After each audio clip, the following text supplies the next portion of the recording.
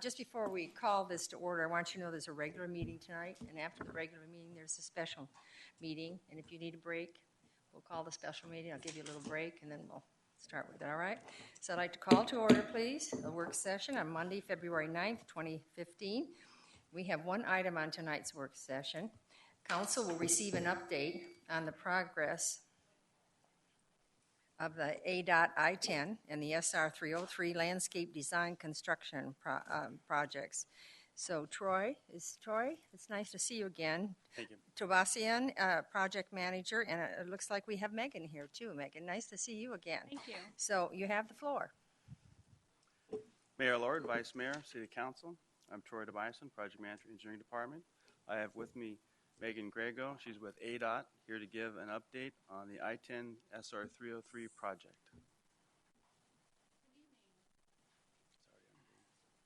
Good evening. Thank you so much for inviting us. We really appreciate the staff extending an invitation to us this evening to share with you about the Loop 303 projects that are happening in the Goodyear area. Again, my name is Megan Griego. I work for the Arizona Department of Transportation, and my role is to do the public outreach for projects like this throughout the valley. Tonight we'll be focusing on the Loop 303 I-10 interchange. It's a pretty big and significant corridor. What you're looking at on the screen is a depiction of the interchange.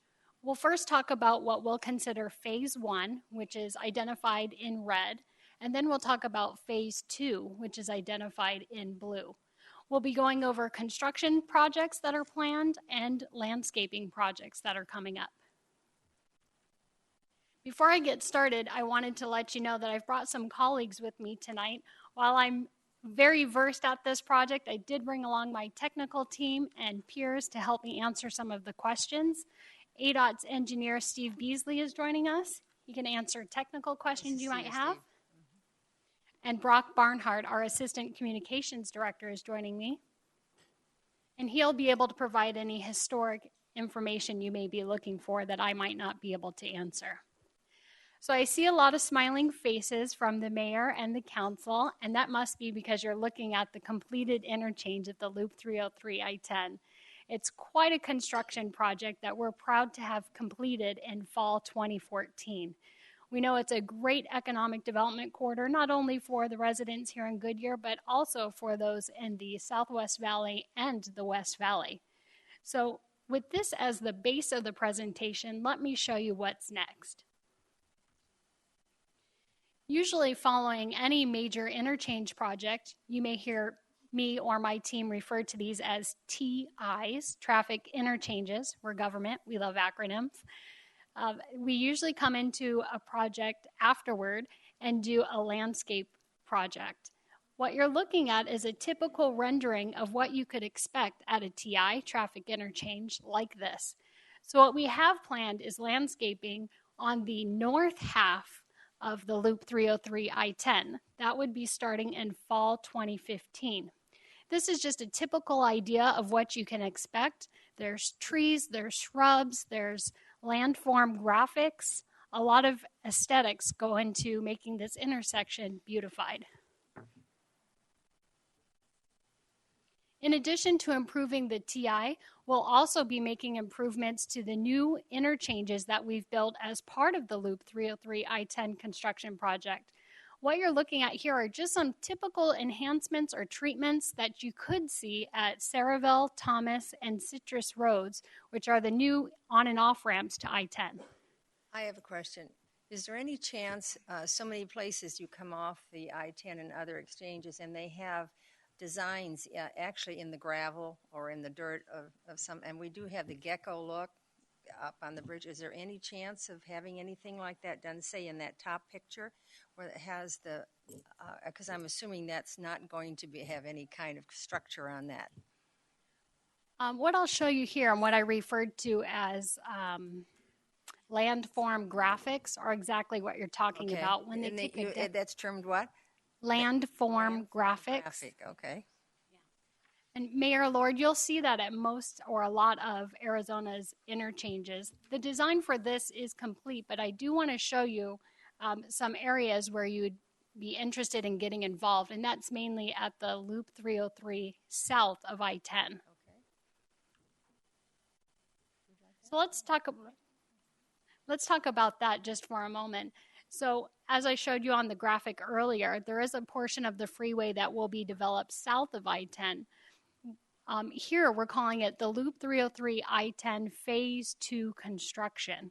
We're anticipating that this will begin in early 2016. And you may have noticed the ramps that are currently out along the I-10 Loop 303 kind of floating in the air. And what we're going to be doing is taking those ramps and connecting them south of the I-10, and it will line up with the Loop 303 and go toward Van Buren. That's the first leg of it. That portion of the project, constructing those ramps and a series of frontage roads, making improvements to Van Buren, will start in early 2016 and is about a 2-year construction process. So essentially what that's going to do for Cotton Lane and the shopping center, so this will give entry to the southern side. Because it now coming from Phoenix out on West Valley, coming west, you can't get there, and so I'm assuming that then goes to Van Buren, and then that gives a faster way and more convenient for shoppers to get to the retail stores. And that is that. I would definitely say it's accurate, Mayor Lord, that it'll give a lot more connectivity to the shopping plaza just south of Van Buren. Quick question though on that. So will this though be a problem for another 2 years for the Canyon Trail Center? I mean, they've already been through the north side and everything being, messed up. So, I would like us to see the plans going forward south, as we're going into this, how we're going to, help them in any way that they're not going to be affected, because at the end it'll be greatly appreciated, but just we always want to keep proactive thoughts of how we're going to look at that again. Mayor Lord and Councilmember Osborne, I really appreciate those comments. And I think if you went out to the Canyon Trails business community, they might even know me by name. I had made a commitment, and I'd like to continue to make the commitment to really informing all members of the public, not only our traveling public, but also our business community as well. I made a relationship with Vestar, who owned the property at the time, to go out to the business community every 9 months.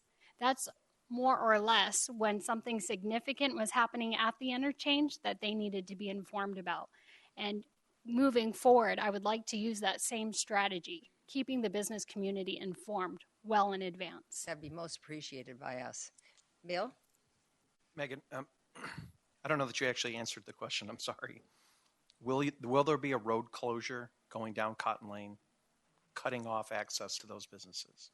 I'll have to defer to my team who's here tonight. I'm unfamiliar with the scheduling.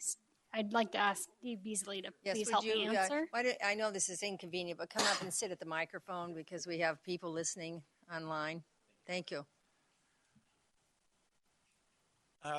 Short answer, yes, there will be some closures as a result of the project. We had a preliminary schedule that the design team put together, went and talked to the Phoenix Construction District, ADOT, got their comments on the plan, then brought it out to Goodyear several weeks ago and got Goodyear's comments on the plan. And the main thrust of Goodyear's comments were try to reduce the durations of those closures.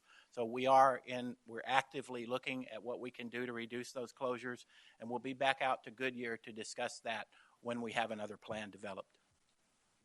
I'd like to follow up.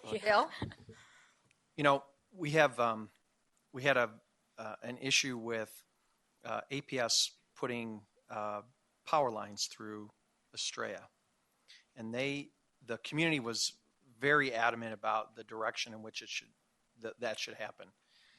And through that course of the conversation, those lines were moved at quite an expense to APS, but to kind of keep things moving. I'm not suggesting that we increase the size of this budget. However, this area has already suffered a tremendous closure to the tune of a couple of years. And the concept that we're even proposing any closure is almost ludicrous in my mind. And I think it is incumbent upon ADOT to do everything that they can, even if it's a one lane in each direction, but to have no closure down Cotton Lane, those people have been through hell, literally. And I think you owe it to them and us as a city to make sure that we aren't inconveniencing them any more than they already have been. And the businesses have suffered. That's And I appreciate the relationship, and I think that's so very important, but that doesn't fix it. That shopping center is vacant. Was it because of that? Who knows? But we owe the people who live in that area and that shopping center the ability to keep that road as open, almost hell or high water. We owe it to them to do that. Well, Councilmember Stipp, that was one of the main comments by Goodyear transportation staff, is that we look to see if we can make the frontage roads two-lane or two-way in the interim period. So we are looking to see if we can do that safely. Well, I can tell there'll be more. The next meetings you have out there will be somewhat more pleasant. Because I'm going to tell you, if we thought the people were angry the last time, this one will be really all over the top. Joanne? Well, and I appreciate your thoughts and certainly what Councilmember Stipp has said, but also, Brian, we cannot hesitate on this. We need to defend these businesses, and we need to, be in there to make sure that we're as proactive as we can, because, this is a trickle-down effect. You guys have your job, and how can we best work as partners to this? We as a city need to work best as partners to these businesses and everybody together. This really needs to be a collaboration, because this isn't, 5 or 10 years apart from one closure to the next. This is closure upon recession upon closure again. And so this could devastate quite a few businesses, and they're, hanging on there. So we need to do, this is even more imperative right now than it was at the last time. And as a business owner, even with the I-10 widening that I went through on Litchfield Road, I understand what those closures mean. And even though they may be a week is huge to somebody that is living paycheck to paycheck when they're a small business owner. Sherry? And I don't know if it's you or last time you in conjunction with the city to get the signage out there. That's going to be very important. So the residents, because even if it's one way back and forth, if it's too confusing, shoppers aren't going to want to go there. I mean, so we have to make sure that we have clear signage to those businesses. And to get that schedule, I know you're talking about a schedule, but we have to get that schedule out, because the other problem that comes with this, and I know you heard a lot about from us, and is some of the residents. When that traffic is detoured, you've got truck traffic by some of these homeowners. So we need to have our plans in place so we can get our, traffic control out there as well when it needs to be done, because otherwise we've got people complaining about too much truck noise because of the closures. So if the more information we can get, the sooner we can get it, so we can prepare the residents and the business owners and get that signage so people know the best way to get to where they're going. It affects Saraville, too. We get a lot of complaints from residents in Saraville. I think you all have gotten the letters, and we've done everything that we know how to do. I can't magically have a road appear or a bridge built quickly. So, and they're justified in their feelings. So that is part of that formula. And I know you're trying hard. Okay, it's not like that you aren't really planning and trying to do your best. It's just circumstances of this planning this. Somehow, it was my view of somehow something got left out there on an exit road to that from the very beginning. So I could be wrong, but just looking at it would seem that would have been. But can't cry over spilled milk. It's done. But I think we need to really, citizens need to know that we really do care that this is happening to them, because on the telephone conversation I'm having, and I'm having many, they're not convinced of that. And then we send numerous letters from us through staff, and that's not satisfying them. So it's going to be constant, and they're building a bigger group each time because they take it to someone who isn't complaining and convince them that they need to protest on this. So just to give you a heads up on this, okay? Yes, we sincerely appreciate those comments. You should know that our team is very responsive to those type of comments. As a matter of fact, we've already anticipated people having more interest in this project, especially after tonight's presentation. And so we've begun to schedule a meeting for the public, an information meeting just for the public to learn about the second phase of roadway construction. We don't have a date confirmed yet or a location, but we're looking to do something in the heart of the Canyon Trails community in the fall timeframe. Well, I will, lastly, I will say and note to you that having it moved up to 2016 from where it was is a real Christmas present because it was going to be much later. And so we're very pleased at that. So we were discussing the roadway construction, and it will be a 2-year project. Following that, we'll also be doing landscaping of the Loop 303 I-10. Again, this is the section that extends south of I-10 and goes along the Loop 303 to about Van Buren. You should note that although my presentation says it's currently not programmed, I'm glad Steve is still sitting here because this next slide has been updated in the last week since this presentation was created. Steve, if you wouldn't mind sharing the new timeline for the landscaping. Well, everything is as you see it on the graphic here, except for the Loop 303 Interchange Phase 2 landscape design and landscape construction, which says anticipated in 17 and 18. Those are actually in the tentative program that's moving forward. The tentative program wasn't made public until last week, so we weren't able to put tentatively programmed, but it has been tentatively programmed. Thank you. That concludes the presentation, but I welcome additional questions. Steve, again, is an expert in all things technical, and I'd be happy to answer any questions you might have. All right. Sherry? I don't know if this is maybe jumping the gun a little bit, but up in Estrella, we know that the 303 is sometime going to continue over that way.